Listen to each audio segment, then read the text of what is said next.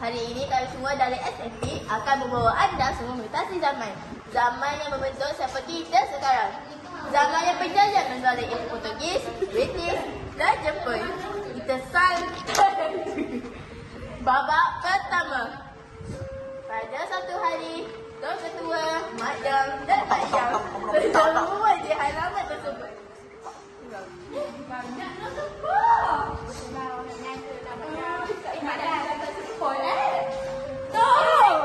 Lu rajin Tok ni. Mesti bini suka ni kan? Macam tak suka ni. Tiba-tiba, Tok ni kan Tok? Okey. Salam. Tiba-tiba, Portugis datang dan menyerang mereka. Oi, aku datang atau Melaka. Nampaknya Melaka bagus berdagang macam-macam. Rampahan di sini membuat kita kaya. Aku kaya. Hahaha. Apa? Mana boleh? Kau siapa nak ambil sumber rempah kami? Rempah? Masih rempah ratus-ratus. Aku tak setuju mereka datang. Bukan nak menjaga tapi menghiasi kita. Kau tak berhak lawan aku. Kau nak lawan aku kenapa? Rempah? Mimpi je lah. Korang semua jangan. Pada tahun lalu, orang sebelah kata gantung ke tangan Portugis. Bukan sekadar rempah, tapi orang boleh tuyuk pada puntung. Dan pelabuhan mereka kuasai. Babak kedua. Kedua.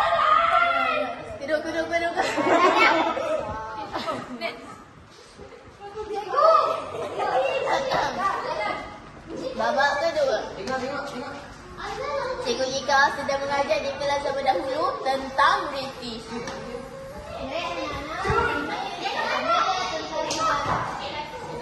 Korang tahu tak? British datang ke tanah kita. Bukan nak tolong.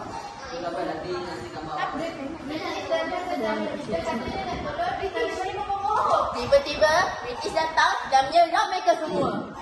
Tunduk semua! Jangan ada siapa-siapa pun bergerak! Kalau tak, aku tembak korang!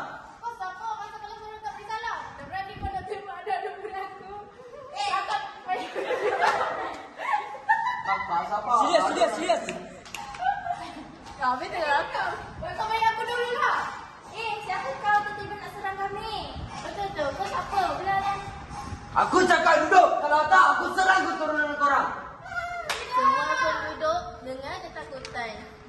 British mula menjajah dari Pulau Pinang sehingga mereka sedang mendidik pentadbiran. Tapi sayangnya, semua berpihak pada mereka. Babak ketiga.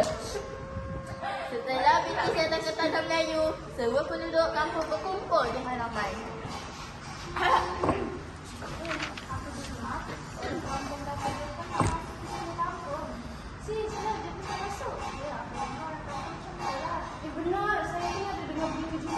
Tiba-tiba, dia pun datang dan menyerang mereka semua.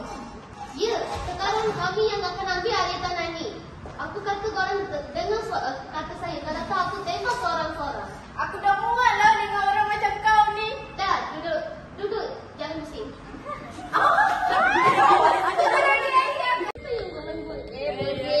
Pozi, semua pozi. Jangan tidur, pozi. Benar-benar nak buat anak ni! Nak buat anak! Pozi. 넌 나를 보면